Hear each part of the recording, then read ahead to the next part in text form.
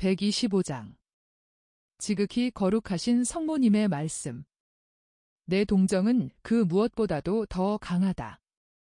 그 위로 나자렛으로 가는 길이 전개되는 계속되는 야산들에서 예수께서는 기름지고 잘 가꾸어진 이 지방의 대부분을 덮고 있는 올리브밭과 과수원들의 그늘을 이용하시며 나자렛을 향하여 가신다. 그러나 프톨레마이스로 가는 길과 만나는 내거리에 이르시자 걸음을 멈추시고 말씀하신다. 내가 여러 번 들른 일이 있는 저 집 근처에 머물러서 식사를 하자. 그리고 해가 있는 동안에는 우리가 다시 헤어지기 전에 함께 있기로 하자. 우리는 티베리아로 가고 내 어머니와 아주머니는 나자렛으로 가시고 요한은 헤르마스테아와 함께 시카미논으로 간다. 일행은 올리브밭으로 해서 넓고 낮은 농부의 집으로 향한다.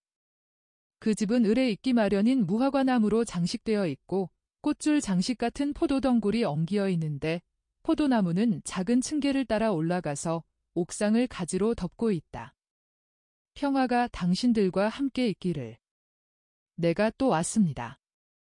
선생님, 어서 오십시오. 선생님이 오시는 것은 언제나 환영입니다. 하느님께서 선생님과 선생님의 사람들에게 평화를 돌려주시기를 바랍니다 하고 나뭇가지를 하나름 안고 마당을 건너질러 가던 나이 먹은 남자가 대답한다. 그리고는 사라.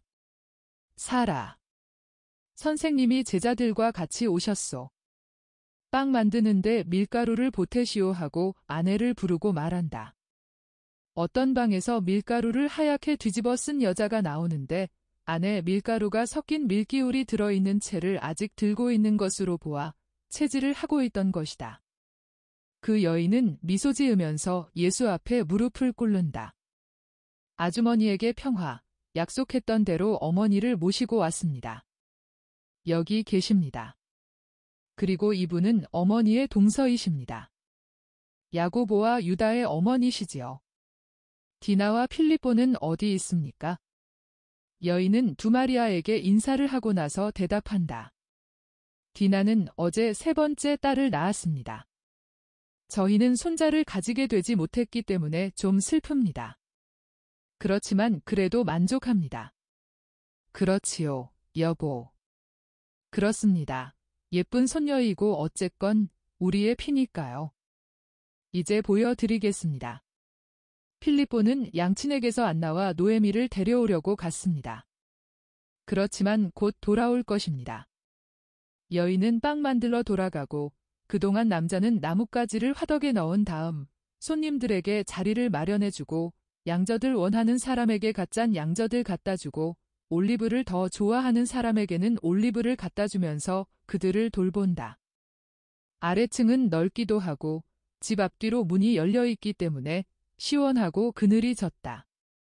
두 문 가운데 하나는 우거진 무화과나무로 그늘이 져 있고 또 하나는 별 모양으로 생긴 꽃이 만발한 큰 울타리로 그늘이 져 있는데 그 꽃들은 모양은 해바라기처럼 생겼지만 꽃뿌리는 해바라기보다 작다. 에메랄드 빛깔의 환한 빛이 이렇게 큰 방으로 들어와서 지나친 햇빛에 피로한 눈들을 달래준다. 큰 방에는 걸상들과 탁자들이 있는데 아마 여자들이 실을 잡고 옷감을 짜고 남자들이 농기구를 고치거나 밀가루나 과일을 저장해두는 방인 것 같다. 작은 들보에는 작은 갈고리들이 많이 박혀 있고 벽을 끼고 나무로 만든 긴 상자들 외에 까치발에 얹어있는 선반들을 보니 그렇게 생각하게 된다. 아마나 삼의 복슬복슬한 부스러기들은 회칠을 한 흰 벽에 엮은 끈을 풀어놓은 것 같고 그대로 드러나 있는 배틀에 펼쳐진 불같이 빨간색 옷감은 그 화려하고 아름다운 빛깔로 전체의 분위기를 명랑하게 하는 것 같다. 주인 여자는 빵 굽는 일을 마치고 나서 돌아와 손님들에게 갓난 아기를 보겠느냐고 묻는다. 예수께서 대답하신다. 물론입니다. 내가 가서 강복하겠습니다. 성모님도 일어나시면서 말씀하신다. 나는 산모에게 인사하러 가겠어요. 모든 여자들이 나간다. 여긴 좋구먼 하고 확실히 피로해 보이는 바르톨로메오가 말한다. 그래, 그늘이 있고 조용하고. 우린 아무래도 잠이 들고 말겠는걸 하고 벌써 반쯤 졸고 있는 베드로가 확인한다. 이제 사흘만 있으면 우리들 집에 가서 오래 있게 된다. 너희들은 가파르나움에서 가까운 곳에 복음을 전하러 갈 터이니까 쉬게 될 것이다 하고 예수께서 말씀하신다. 그러면 선생님은요? 나는 거의 항상 가파르나움에 있으면서 가끔 벳사이다에 머무르기도 하겠다. 그리고 그리로 나를 찾아오는 사람들에게 복음을 전하겠다. 그리고 티시리달 시초의 여행을 다시 시작하자. 그러나 저녁에는 너희들을 완전하게 하는 일을 계속하겠다. 예수께서 잠 때문에 말이 소용없는 것을 보시고 입을 다무신다. 예수께서는 피로로 기진맥진하여 다소간 편한 자세로 잠들어가는 사람들의 무리를 바라다 보시면서 머리를 흔드시며 빙그레 웃으신다. 집과 햇볕을 받는 들판이 아주 고요하다. 마술에 걸린 곳 같다. 예수께서는 꽃이 만발한 울타리 곁에 있는 문지방에 오셔서 움직이지 않는 올리브나무들로 온통 회색을 띤 갈릴레아의 완만한 야산들을 나뭇가지 사이로 바라다 보신다. 갓난아기의 분명치 않은 옹알거리는 소리와 더불어 가벼운 발소리가 머리 위에서 울린다. 예수께서는 얼굴을 들어 아주 하얀 작은 꾸러미를 안고 내려오시는 어머니께 미소를 보내신다. 꾸러미에서는 3개의 빨간 물건이 비주룩이 나와 있다. 작은 머리와 흔들리는 2 작은 주먹이다. 예수야 보아라, 얼마나 예쁜 아기냐. 아기는 난 지 하루 되었을 때의 너와 좀 비슷하다. 너도 이렇게 금발이었는데 그때부터 머리카락이 구름송이 같이 가볍게 곱슬거려서 들려있지 않았더라면 머리카락이 없는 것처럼 보일 정도였다. 그리고 이렇게 살갗이 장미꽃 빛깔과 같았다. 그리고 보아라, 보아. 이 그늘에서 그 작은 눈을 뜨고서 엄마 젖을 찾는 것을 보니 꼭 내 눈같이 짙은 파란색이로구나. 오, 귀여운 것. 하지만 나는 젖이 없단다. 귀여운 것, 귀여운 장미꽃, 내 귀여운 작은 매비둘기. 그러시면서 성모님이 아기를 흔들어 주시니 아기는 울음을 그치고 정말 작은 비둘기가 내는 꾸르륵 소리를 내면서 잠이 든다. 어머니, 저도 그렇게 해주셨습니까?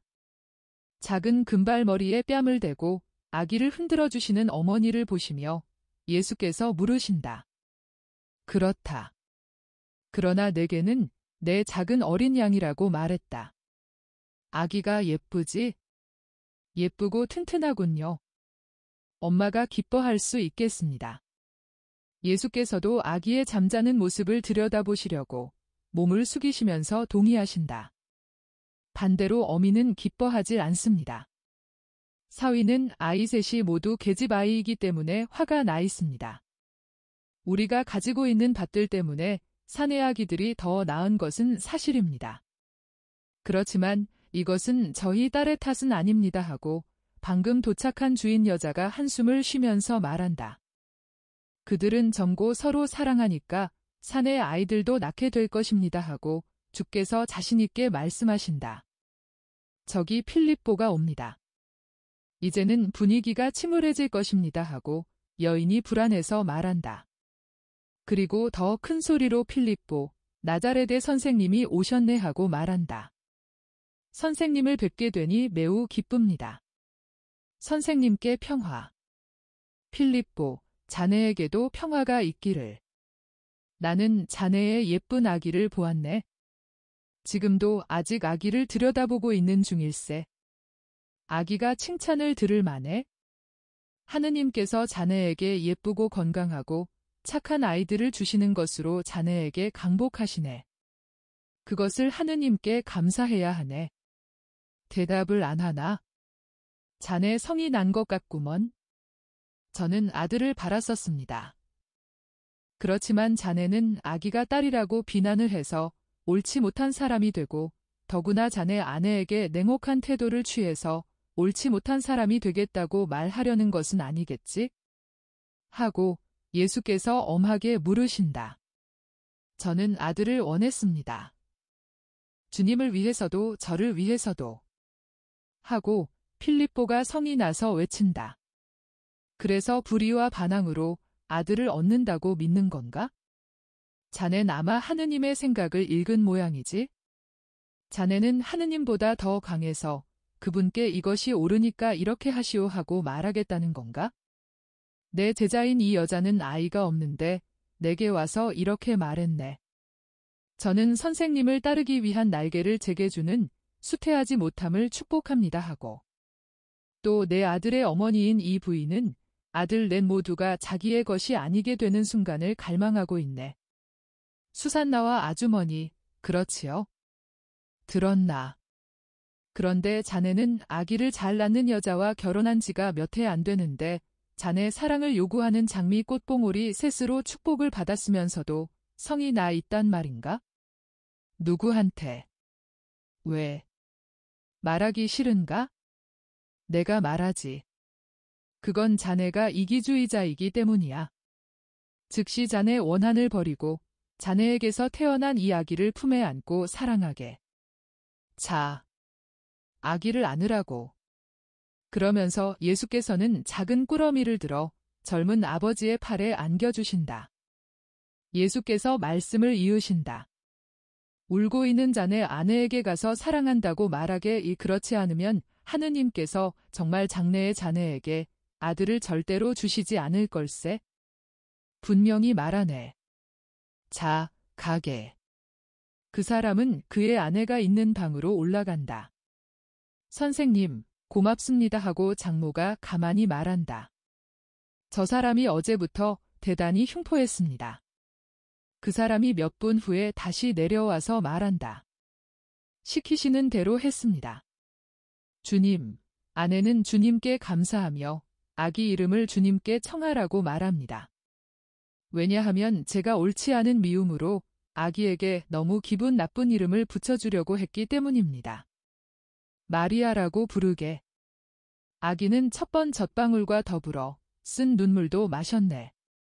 자네의 무정으로 인해서 쓴 눈물이기도 했지? 아기를 마리아라고 할 수 있네? 그리고 마리아가 아기를 사랑할 걸세. 어머니, 그렇지요. 그렇다.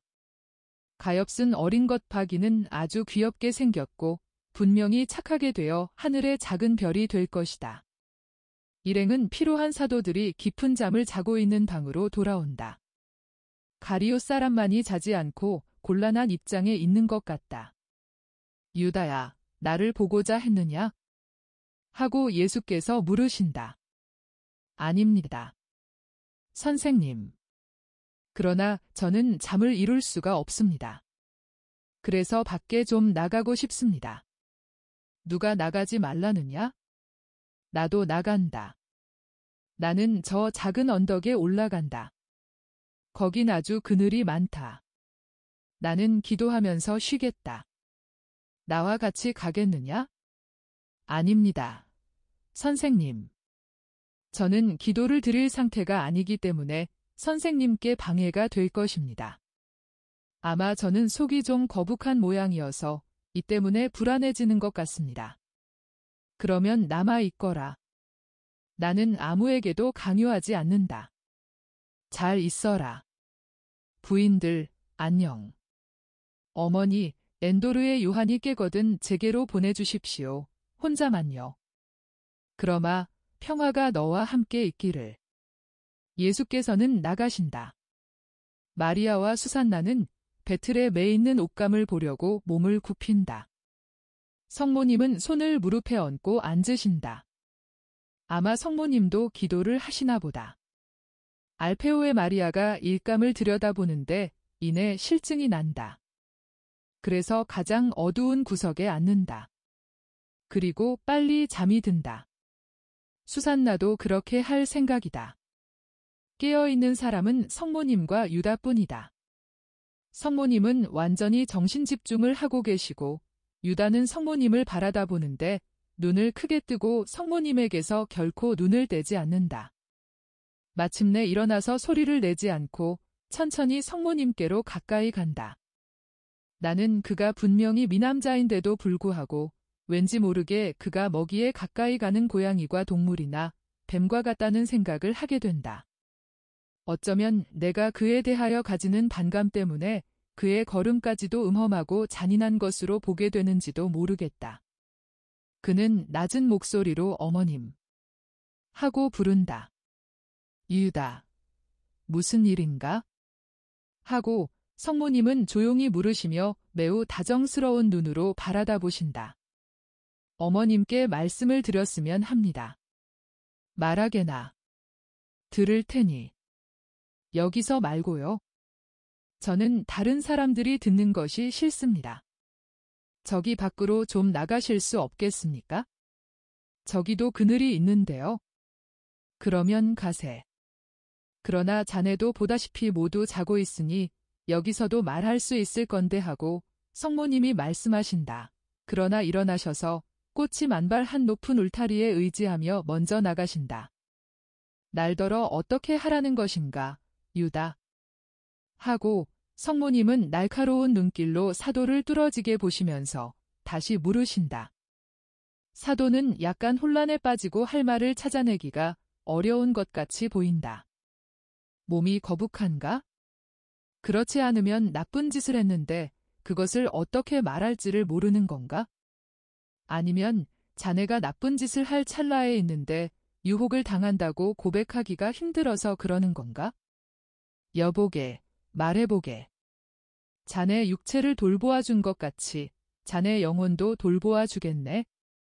무엇 때문에 자네가 불안에 빠지는지 말하게. 그러면 내가 할 수 있는 일이면 자네 마음을 다시 차분하게 해주겠네.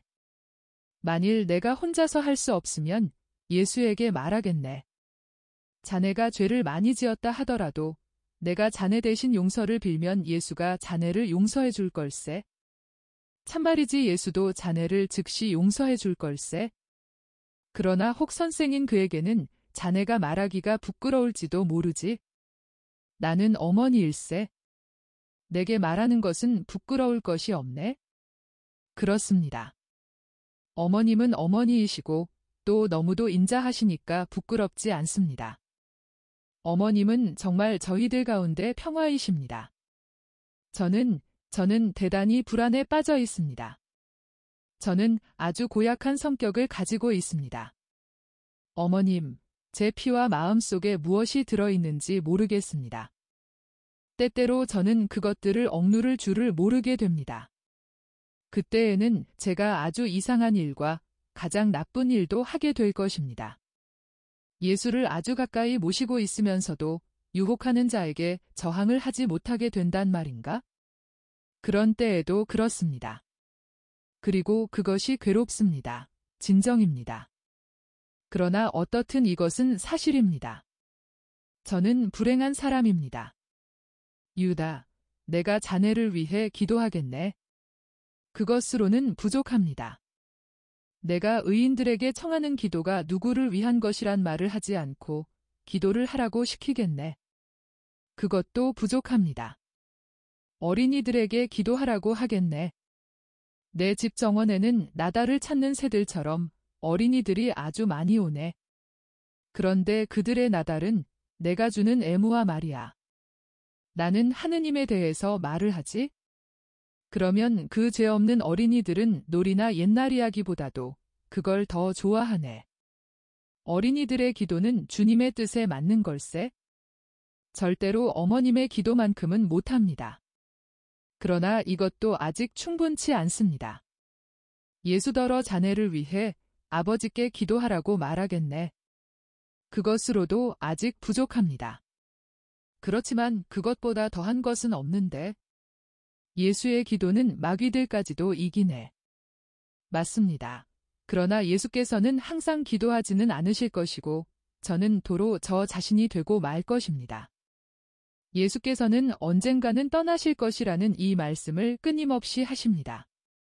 저는 예수님이 안 계시게 될 때를 생각해야 합니다. 예수님은 이제 저희들을 복음을 전하라고 보내고자 하십니다. 저는 제 원수, 즉 저 자신이라는 이 원수를 데리고 하느님의 말씀을 펴러가는 것이 겁이 납니다. 저는 그 시간을 위해서 교육받았으면 합니다. 그러나 여보게, 예수 자신이 성공하지 못하는 것을 누가 할 수 있단 말인가? 어머님이요. 얼마 동안 어머님과 같이 있게 허락해 주십시오. 이교도들과 창녀들도 어머님 댁에 머물렀습니다.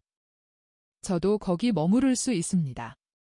밤에 어머님이 사시는 곳에 제가 머물러 있는 것을 원치 않으시면 알페오의 집과 클레오파의 마리아의 집에 가서 자겠습니다.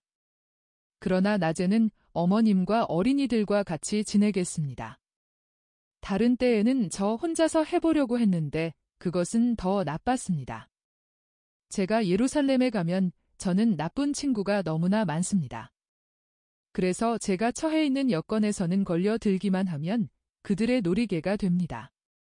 다른 도시에 가더라도 마찬가지입니다. 길 가는 데에서 오는 유혹은 제가 이미 가지고 있는 유혹과 동시에 저를 흥분시킵니다.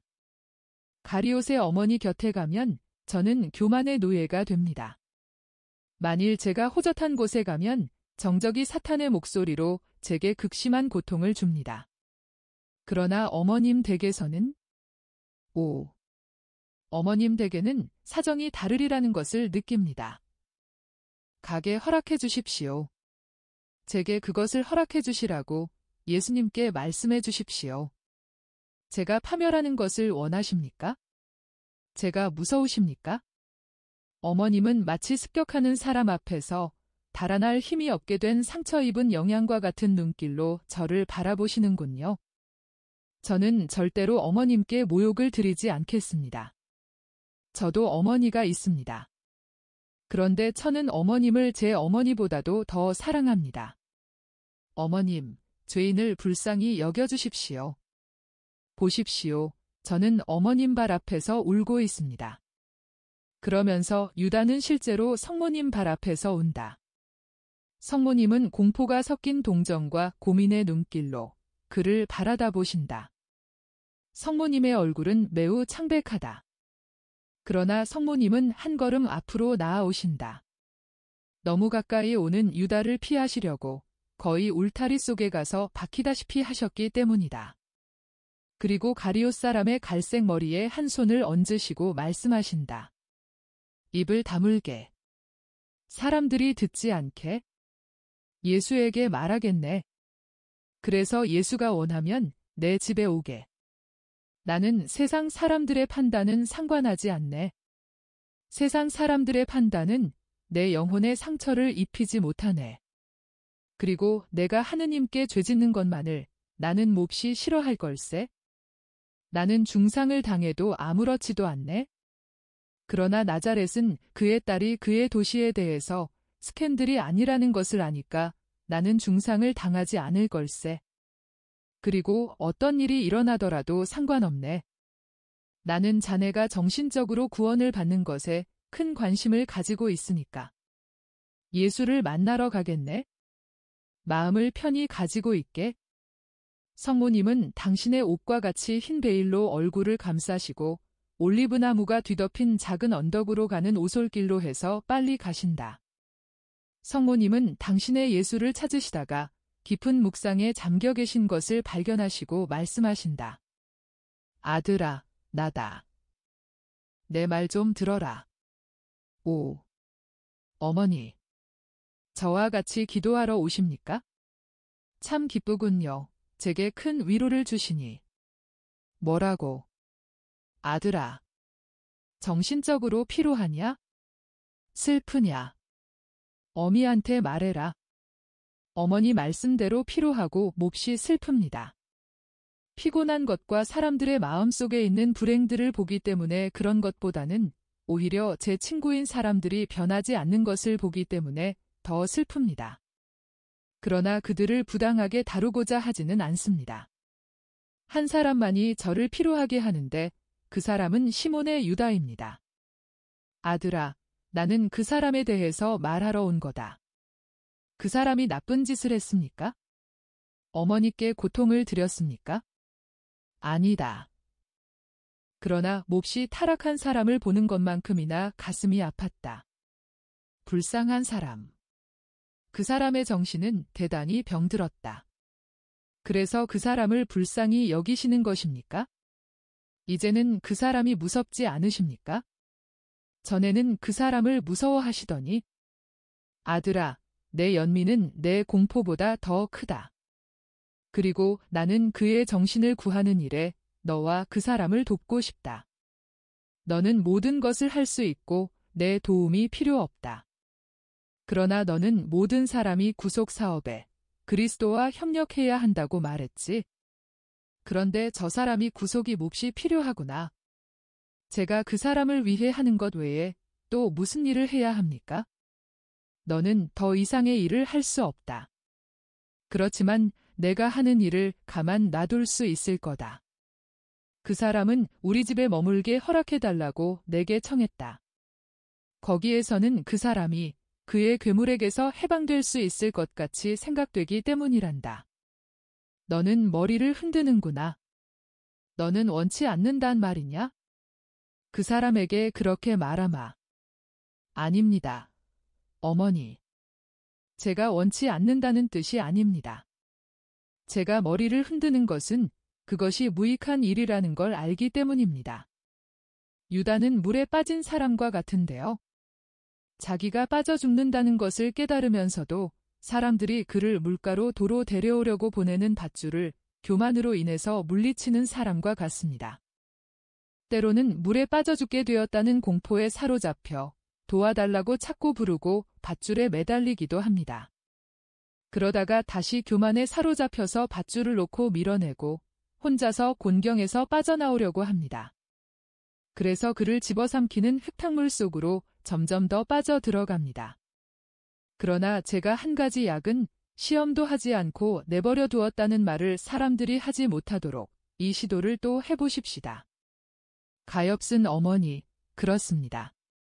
한 영혼에 대한 사랑으로 어머니가 무서워하시는 어떤 사람을 아주 가까이에 두시는 고통을 자진해서 받으시는 가엾은 어머니십니다. 아니다. 예수야. 그렇게 말하지 말아라.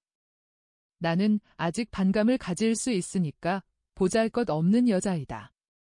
그것 때문에 나를 비난해라.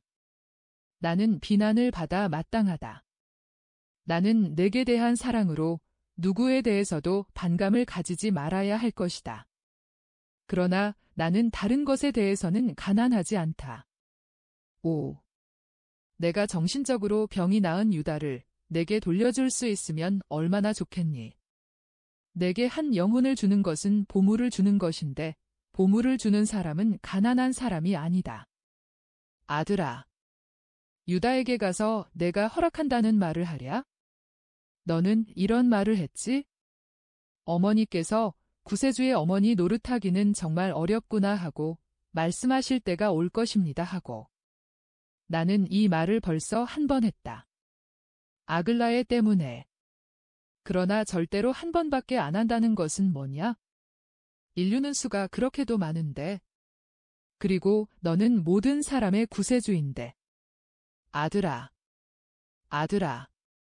내가 강복을 주도록 내가 아기를 품에 안았던 것처럼 유다를 내 강복에 데려가기 위해 내 품에 안는 것을 가만 내버려 두어라.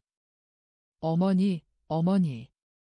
그 사람은 그럴 만한 자격이 없습니다. 내 예수야, 내가 마륵지암을 베드로에게 주는 것을 망설일 때에 나는 그렇게 하면 베드로가 명랑하게 될 것이라고 말했었다. 그런데 너는 베드로가 그때부터 딴 사람이 되지 않았다고 말할 수가 없을 거다. 유다에게 대해서도 내가 하는 대로 내버려 두어라. 어머니께서 원하시는 대로 하세요. 그리고 저와 유다에게 대한 사랑의 이향 때문에 축복받으시기 바랍니다. 이제는 함께 기도하십시다. 어머니. 어머니와 함께 기도하는 것은 몹시 즐겁습니다. 황혼이 겨우 시작되었는데 일행을 받아들였던 집에서 일행이 떠나는 것이 보인다. 엔도르의 요한과 헤르마스테아는 큰 길에 나오자마자 즉시 예수께 하직 인사를 한다. 한편 성모님은 여자들과 더불어 야산의 올리브나무들 사이로 아들과 같이 길을 계속하신다. 그들은 자연 그날 있었던 일을 이야기한다. 베드로가 말한다. 저 필립보는 단단히 미친 사람입니다. 선생님이 설복하지 않으셨더라면 그 사람은 아내와 딸을 버릴 뻔했습니다. 하지만 그 사람이 지금의 뉘우치는 마음을 그대로 간직해서 이내 다시 여자들을 경시하는 고정관념에 사로잡히지 않았으면 좋겠어. 요컨대 여자들 덕택으로 세상이 발전하거든 하고 토마가 말하니 그의 엉뚱한 말에 모두 웃는다. 물론이지. 그건 사실이야. 그러나 여자들은 우리보다 더 부정해. 그리고 하고 바르톨로메오가 대답한다. 설마. 부정으로 말하면 우리도 천사가 아니야? 자, 나는 구속 후에도 여자가 여전히 지금 같은 취급을 당할지 알고 싶은 걸. 우리는 어머니를 공경하고 누이들과 딸들과 아주머니들과 며느리들과 형수, 제수, 처제 등등에 대해서 아주 큰 경의를 표하라고 배우는데 말이야. 그런데 여기서도 배척하고 저기서도 배척하고 성전에는 문제도 안 되고 여자들과 자주 만나는 것도 안 된단 말이야. 하와가 죄를 지었다고? 그건 사실이야. 그렇지만 아담도 죄를 지었단 말이야. 하느님께서 하와에게 벌을 주셨어. 그것으로 충분하지 않아? 그렇지만 토마, 모세도 여자를 부정한 것으로 보는걸? 그런데 모세는 여자들이 아니었더라면 물에 빠져 죽었을 거야. 그렇지만 바르톨로메오, 내 말 좀 들어보게. 나는 자네처럼 유식하지 않고 그저 금은세공사뿐이긴 하지만 말이야. 모세가 여자의 육체적인 더러움에 대해서 말하는 것은 여자를 존중하라고 그런 것이지 여자를 맹렬히 비난하라고 그런 것이 아니라는 걸 상기시키겠네. 토론이 열을 띈다. 마침 여자들과 요한과 가리오 사람과 같이 앞에 가시던 예수께서 걸음을 멈추시고 돌아서시며 끼어드신다. 하느님께서는 도덕적으로 영적으로 틀이 잡히지 않고 우상 숭배자들과의 접촉으로 오염한 백성을 대하고 계셨다.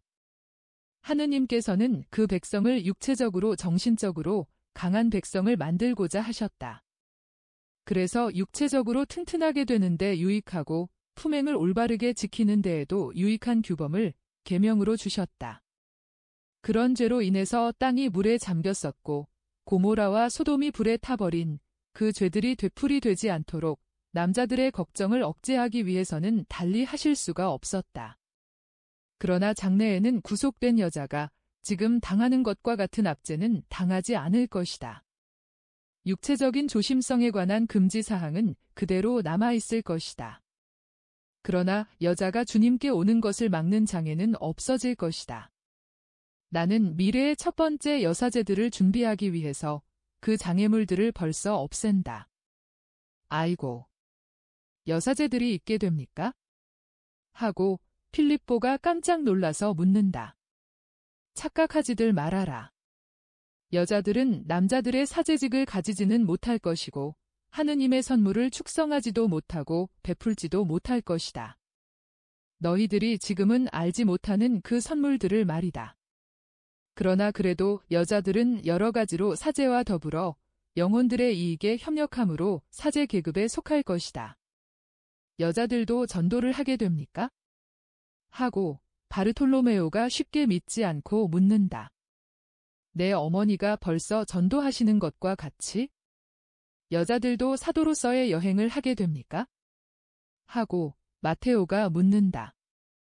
그렇다. 믿음을 먼 곳에 전하면서 그렇게 할 것이다. 그리고 내가 말해야 할 것은 남자들보다도 한층 더 용감하게 그렇게 하리라는 것이다. 기적도 행하게 됩니까? 하고 가리오 사람이 웃으면서 묻는다. 어떤 여자들은 기적도 행할 것이다. 그러나 너희들은 기적을 절대로 필요한 것처럼 근거를 삼지 말아라. 여자들, 즉 거룩한 여자들은 기도로 많은 회개의 기적을 행할 것이다. 여자들이 기적을 행할 정도로 기도한다고요? 하고 나타나엘이 투덜거린다. 바르톨로메오야, 법학자 모양으로 시야를 좁게 가지지 말아라. 내가 생각하기에 기도란 어떤 것이냐? 저희들이 아는 경문으로 하느님께 말씀드리는 것입니다. 그것도 있고 또 한층 더한 것이 있다. 기도는 하느님과의 마음의 대화이며 이것이 사람의 일상적인 상태여야 할 것이다. 여자는 우리 생활보다 더 호젓한 생활 때문에 그리고 우리가 가지고 있는 것보다 더 강한 애정을 나타내는 기능으로 인해서 우리보다 더 쉽게 하느님과 대화를 하는 경향을 가지고 있다. 여자는 이 하느님과의 대화에서 그의 고통에 대한 위안을 얻고 가사와 해산에서 오는 피로뿐 아니라 우리 남자들을 참아 견디는 데에서 오는 것이기도 한 그의 피로에 대한 위안을 얻으며 그의 눈물을 씻어주고 미소를 마음에 도로 가져다 주는 것을 얻는다. 그것은 여자가 하느님과 말을 할 줄 알기 때문이고 또 미래에는 훨씬 더 잘 알겠기 때문이다. 남자들은 가르치는 일에 거장이 될 것이고 여자들은 그들의 기도로 항상 거장들과 세상까지도 뒷받침해주는 사람이 될 것이다.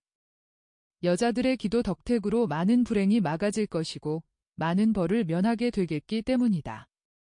그러므로 여자들은 대개의 경우 사람의 눈에는 보이지 않고 하느님만이 아시는 기적을 행할 것이다. 그렇다고 그 기적이 비현실적인 것은 아니다. 선생님도 오늘 눈에는 보이지 않지만 그래도 실제적인 기적을 행하셨지요? 하고 타데오가 묻는다. 그렇다. 볼 수 있는 기적을 행하셨으면 더 좋았을 텐데요 하고 필립보가 지적한다. 너는 내가 아기를 사내의 아이로 바꾸기를 바랐었느냐? 사실에 있어서 기적은 고정된 현실의 변질이고 따라서 하느님께서 사람의 기도를 승낙하시기 위하여 또는 당신이 사람을 사랑하신다는 것을 그에게 보이시기 위해서 당신이 존재하시는 분이시라는 것을 사람에게 믿게 하기 위하여 허락하시는 이로운 무질서이다.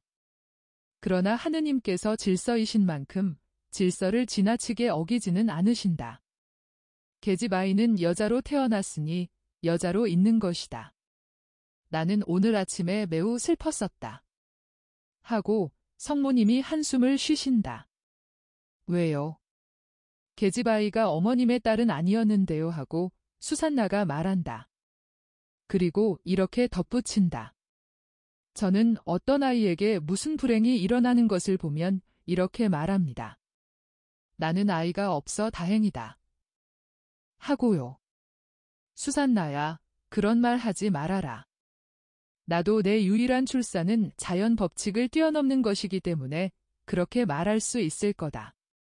그러나 내가 그런 말을 하지 않는 것은 늘 이렇게 생각하기 때문이다. 만일 하느님께서 내가 동정녀이기를 원치 않으셨더라면 어쩌면 그 씨가 내게 떨어져서 저 불행한 사람의 어미가 되었을지도 모른다 하고. 그래서 나는 모든 사람을 동정한다. 그것은 내가 저 사람이 내 아들이었을 수도 있다고 말하기 때문이다. 그리고 어머니로서 나는 그 아이들이 모두 착하고 건강하고 사랑받고 사랑스럽기를 바란다. 이것이 자녀들에 대한 어머니들의 소원이기 때문이다 하고 성모님이 조용히 말씀하신다. 그리고 예수께서 어머니를 바라다 보실 때에 어떻게나 빛나는 얼굴이 되시는지 어머니를 빛으로 감싸시는 것 같다. 그렇기 때문에 저를 동정하시는군요 하고 가리오 사람이 낮은 목소리로 말한다. 모든 사람을 불쌍히 여기네. 내 아들을 죽인 사람이라 하더라도. 그것은 그 사람이야말로 용서와 사랑이 가장 필요하겠기 때문일세. 틀림없이 모든 사람이 그를 미워할 터이니까 말일세. 어머님은 그 사람에게 회개할 시간을 주시기 위해서 그를 옹호하느라고 많은 고생을 하셔야 될 것입니다. 저 같으면 우선 그 사람을 즉시 제거하겠습니다 하고 베드로가 말한다.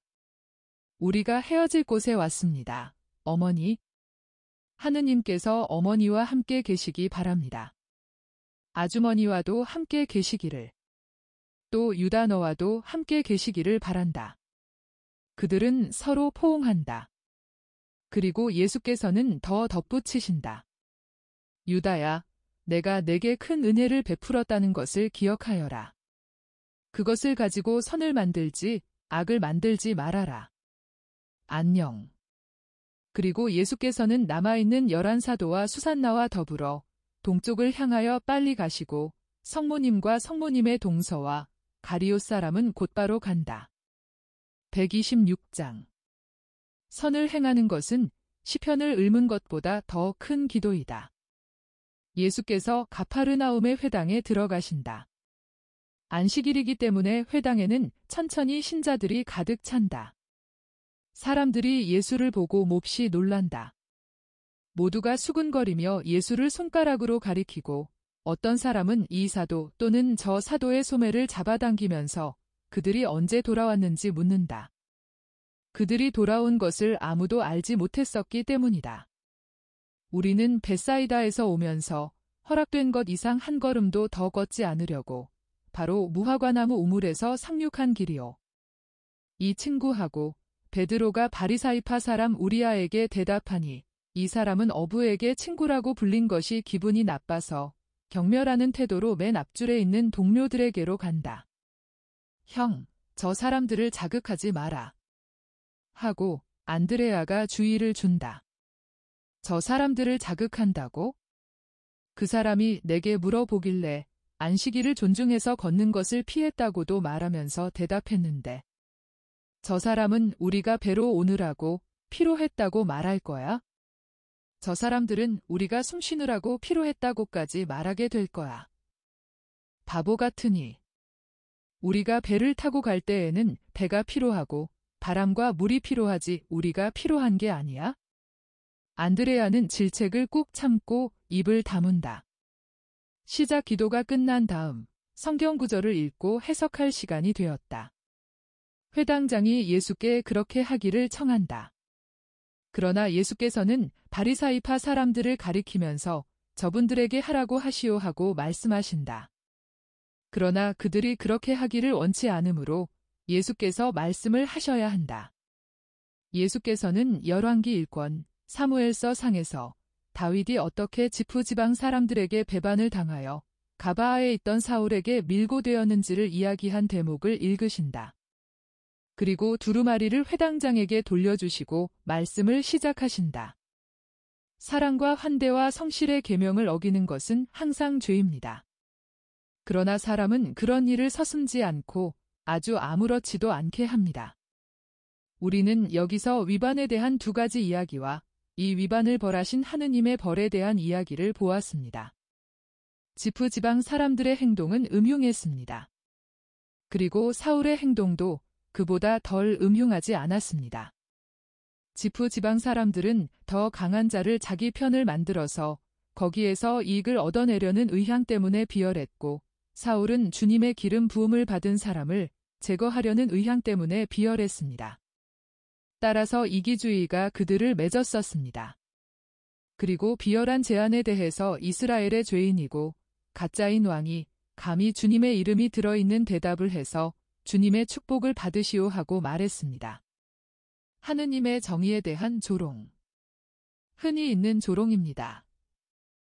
사람의 악의를 두고 상이나 보증의 명목으로 주님의 이름과 그분의 축복을 내세우는 일이 너무도 많습니다. 하느님의 이름을 헛되이 부르지 말라고 했습니다.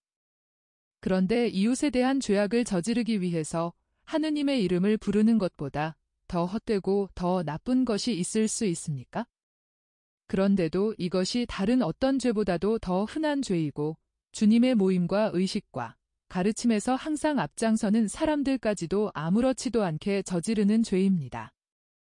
이웃에게 해를 끼칠 수 있는 모든 것을 찾고 적어두고 준비하는 것은 죄라는 것을 기억하시오. 이웃에게 해를 끼칠 수 있는 모든 것을 다른 사람들에게 찾게 하고 적어두게 하고 준비하게 하는 것도 죄입니다. 그것은 상이나 보복의 위협으로 다른 사람들을 유혹하여 죄로 이끌어가는 것입니다. 나는 이것이 죄라는 것을 여러분에게 경고합니다. 이러한 행동은 미움이고 이기주의라는 것을 경고합니다. 그런데 여러분이 미움과 이기주의가 사랑의 원수라는 것을 아십니다. 내가 여러분에게 이것을 지적하는 것은 여러분의 영혼을 걱정하기 때문입니다. 내가 여러분을 사랑하기 때문입니다. 여러분이 죄인이 되는 것을 나는 원치 않기 때문입니다. 사울이 그렇게 된 것과 같이 하느님께서 여러분을 벌하시는 것을 내가 바라지 않기 때문입니다. 사울이 다윗을 붙잡아 죽이려고 쫓아다니는 동안 그의 나라는 펠리시데인들에게 박멸당했습니다. 참말이지 이런 일은 이웃에게 해를 끼치는 사람에게는 항상 일어날 것입니다. 그의 승리는 풀밭에 있는 풀만큼이나 지속할 것입니다. 풀은 자라기도 빨리 자라지만은 이내 마르기도 하고 지나가는 사람들의 무관심한 발에 빨리 밟히기도 합니다.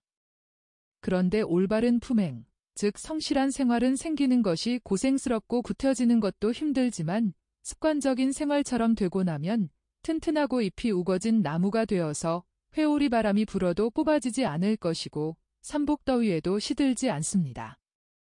참으로 율법에 충실한 사람, 사실로 충실한 사람은 격정에도 휘지 않고 사탄의 불에도 타지 않는 튼튼한 나무가 됩니다. 내 말은 이것으로 끝났습니다. 무슨 말을 덧붙이고 싶은 분이 계시면 그렇게 하십시오. 우리는 선생께서 말씀하신 것이 우리 바리사이파 사람들을 두고 하신 말인지 묻고자 합니다. 회당에 바리사이파 사람이 가득 차 있습니까? 선생들은 4분인데 일반 군중은 수백 명이 됩니다. 내 말은 모든 사람에게 한 것입니다. 하지만 암시는 분명했는거려. 정말이지 비유로 지적된 어떤 사람이 자기 자신을 책하고 나서는 것은 일찍이 보지 못한 일입니다. 그런데 선생들은 그렇게 하시는군요. 그러나 나는 여러분을 비난하지 않는데 여러분은 왜 자신을 책하십니까? 여러분은 혹 내가 말한 대로 행동한다는 것을 아시는 것입니까? 나는 어떤지 모릅니다. 그러나 만일 그렇다면 그것을 뉘우치십시오. 사람은 약해서 죄를 지을 수가 있는 것이니까요. 그러나 죄지은 사람에게 진실한 뉘우침이 생기고 다시는 죄를 짓지 않겠다는 소원이 생기면 하느님께서는 그를 용서하십니다. 그렇지만 분명히 악을 끈질기게 계속하는 것은 이중으로 죄가 되고 그에게는 용서가 내려오지 않습니다. 우리는 그런 죄가 없습니다. 그렇다면 내 말 때문에 슬퍼하지는 마십시오. 사건은 일단락이 되고 회당에는 찬송가가 울려 퍼진다. 그리고 다른 사건 없이 모였던 사람들이 헤어지려는 것 같다. 그러나 바리사이파 사람 요아킴이 군중 속에서 한 사람을 찾아내서 손짓과 눈짓으로 앞줄로 오라고 지시한다. 50살쯤 된 남자인데 한 팔이 손까지 위축되어 위축증으로 근육이 파괴되었기 때문에 다른 팔보다 훨씬 작다. 예수께서 그를 보시고 또 그 사람을 예수께 보이려고 그들이 꾸며낸 모든 것을 아셨다. 예수의 얼굴에는 불쾌감과 동정의 표정이 번갯불처럼 지나간다. 그러나 아주 뚜렷한 표정이다. 그러나 예수께서는 공격을 피하지 않으신다. 오히려 꿋꿋하게 상황에 대처하신다. 이리 가운데로 나오시오 하고 그 사람에게 명령하신다. 그리고 그 사람이 예수 앞으로 오자 예수께서는 바리사이파 사람들에게로 향하시어 말씀하신다. 왜 나를 시험하십니까? 내가 계략과 미움에 대해서 방금 말을 끊는 길이 아닙니까? 그리고 선생들은 우리는 그런 죄가 없습니다 하고 말한 길이 아닙니까? 대답을 안 하십니까? 그러면 적어도 이 말에는 대답을 하십시오. 안식일에 선을 행해도 됩니까? 또는 악을 행해도 됩니까? 대답을 안 하십니까? 내가 여러분 대신 대답하지요. 그것도 여러분보다 더 낮게 판단할 모든 사람이 있는 앞에서 대답하겠습니다. 이 군중은 순박하고 미움과 교만이 없기 때문입니다. 안식일에는 일을 해서는 안 됩니다. 그러나 기도를 하는 것이 허락되는 것과 같이 선을 행하는 것도 허락됩니다. 선행은 우리가 노래한 찬송가와 시편곡보다도 훨씬 더 훌륭한 기도이기 때문입니다. 반면에 안식일에도 다른 날에도 악을 행하는 것은 허락되지 않습니다. 그런데 선생들은 내가 벳사이다에 있다는 것을 알고 내 도시에 오리라고 생각하고 가파르나움 사람도 아닌 이 사람이 이틀 전에 오도록 이를 꾸밈으로 악을 행했습니다. 그런데 선생들은 나를 비난해 보려고 이런 일을 했습니다. 그래서 선생들은 선생들의 영혼을 고치기는 고사하고 그것을 죽이는 죄를 짓습니다. 그러나 나는 선생들을 용서합니다. 그리고 선생들이 나를 함정에 빠뜨리고자 하면서도 내가 병을 고쳐줄 것이라고 말해서 오게 한 이 사람의 믿음을 저버리지는 않겠습니다. 이 사람은 병을 고치겠다는 것 말고 다른 의향은 가지지 않고 왔기 때문에 죄가 없습니다. 그러니까 그렇게 되기를 바랍니다. 여보시오, 손을 펴시오. 그리고 평안히 돌아가시오. 그 사람이 시키시는 대로 하니 그의 손이 다른 손과 같이 성하게 되었다. 그는 그 손을 즉시 예수의 겉옷 자락을 잡고 입맞춤하는 데 쓰면서 말한다. 선생님은 제가 이 사람들의 참다운 의향을 알지 못했었다는 것을 아시지요. 만일 제가 그것을 알았더라면 제 손을 선생님을 반대해서 쓰기보다는 차라리 죽은 손을 그대로 가지고 있는 길을 택해서 여기 오지 않았을 것입니다. 그러니까 저를 원망하지 마십시오. 여보시오, 평안히 가시오. 나는 진실을 압니다. 그래서 당신에게 대해서는 오직 호의를 가질 뿐이요. 군중은 이러쿵저러쿵 말하면서 나오고 예수께서는 11 사도들과 더불어 맨 마지막에 나오신다.